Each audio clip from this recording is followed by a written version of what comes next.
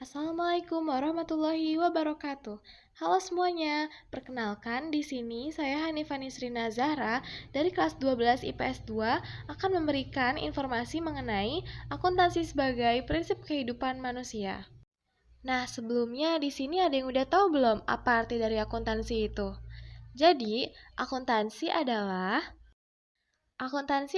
sistem atau proses yang mencatat, mengelompokkan, meringkas, menganalisis, dan menyajikan informasi keuangan suatu entitas. Dalam hal ini, entitas bisa berupa perusahaan, organisasi, atau individu. Nah, udah pada tahu kan pengertian dari akuntansi ini? Kalau gitu, mari simak penjelasan dari saya mengenai materi-materi selanjutnya. Akuntansi juga memiliki fungsi utama. Yang pertama adalah mencatat transaksi, yang kedua, mengelola aset dan kewajiban, yang ketiga, membantu pengambilan keputusan, dan yang keempat adalah mengukur kinerja dan akuntabilitas. Di sini juga, akuntansi memiliki prinsip-prinsip dalam kehidupan sehari-hari. Yang pertama adalah mencatat segala sesuatu dengan jelas, contohnya pencatatan pengeluaran dan pemasukan pribadi, dan mengatur aktivitas harian seperti jadwal atau tugas.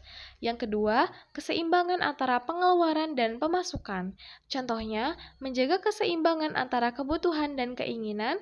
Yang kedua, menabung untuk masa depan seperti dalam prinsip neraca keuangan. Yang ketiga, evaluasi dan refleksi. Contohnya, melakukan evaluasi diri secara berkala seperti membuat laporan keuangan pribadi dan juga belajar dari kesalahan untuk membuat keputusan yang lebih baik di masa depan. Seperti yang teman-teman sudah ketahui dari penjelasan saya tentang prinsip-prinsip akuntansi dalam kehidupan sehari-hari, bahwasanya sudah banyak sekali ya contoh-contoh yang beneran ada di kehidupan kita mengenai prinsip-prinsip akuntansi ini. Langsung saja kita ke pembahasan selanjutnya. Ada aplikasi akuntansi dalam kehidupan pribadi. Yang pertama, pengelolaan keuangan pribadi. Yang pertama, membuat anggaran bulanan dan mengelola utang dan investasi. Yang kedua, pengelolaan waktu. Prioritaskan aktivitas seperti memprioritaskan pos pengeluaran penting. Yang kedua, alokasikan waktu dengan efisien. Yang ketiga, peningkatan diri. Mengukur kemajuan dalam tujuan pribadi seperti menilai laba atau rugi usaha dan membangun kebiasaan sehat dengan pencatatan rutin.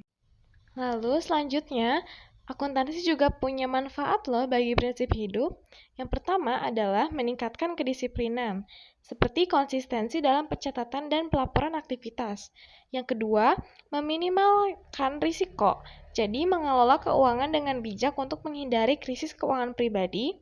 Dan yang ketiga adalah membangun akuntabilitas, bertanggung jawab atas keputusan dan tindakan pribadi. Yang terakhir adalah meningkatkan perencanaan masa depan, merencanakan keuangan dan tujuan hidup secara lebih efektif. Nah, setelah semuanya saya jelaskan mengenai akuntansi sebagai prinsip kehidupan manusia, agar teman-teman lebih mengenal materi ini dan paham, tentunya saya juga memiliki salah satu contoh studi kasus sederhana.